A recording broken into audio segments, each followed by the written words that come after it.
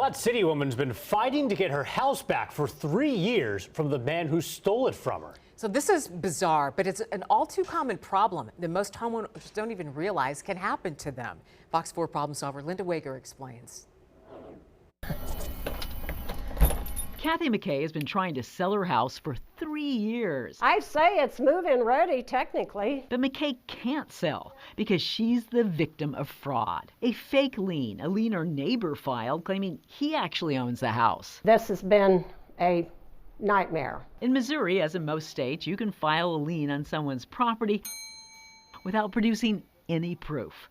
That's what happened here, and it's happened dozens of times before to homeowners across the metro. I was going to show you, where is that? And it's just so much paperwork. Hundreds of pages of court documents detail how McKay sued the neighbor who filed that fake lien. She won, but then the neighbor appealed. She went back to court and won again.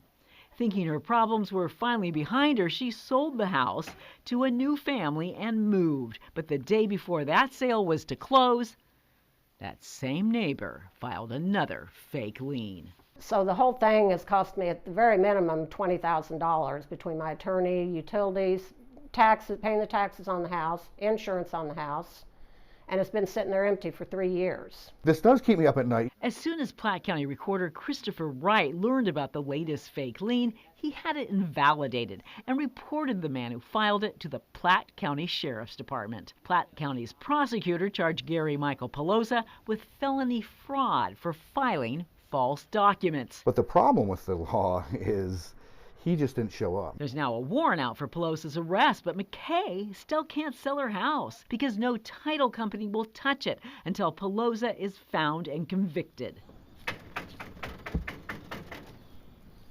Fox 4 problem solvers paid a visit to Pelosa's last known address right next to McKay's home where she's lived for 25 years. So I don't even know why you guys are harassing my family. To put it lightly, the woman living next door wasn't happy to see us. She was the girlfriend of Pelosa, that filer of fake liens. But she tells us that Pelosa is now her ex-boyfriend and has moved to Georgia. He no longer lives here because of the that's going on. She wouldn't tell us where exactly in Georgia he's living, and all Platte City police know is that he's on the run. I'd never get my house sold. This isn't the first house Pelosa has tried to steal. According to court records, he's been successfully sued another time for trying to lay claim to another property he doesn't actually own. The actual property owners had to sue him to get him to go away. Pelosa always acts as his own attorney. He considers himself to be a sovereign citizen. In his mind, he doesn't have to abide by local, state, or federal law. Wright says sovereign citizens wreak havoc in recorders' offices, filing fake liens against everyone from homeowners to governors. Since Wright took office last year,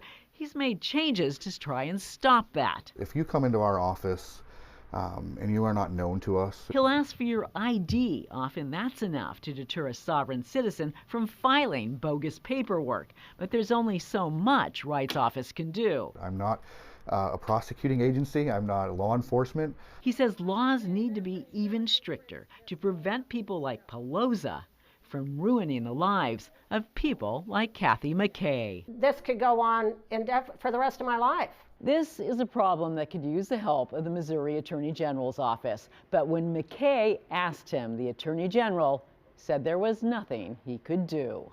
Linda Wager, Fox 4 Problem Solvers.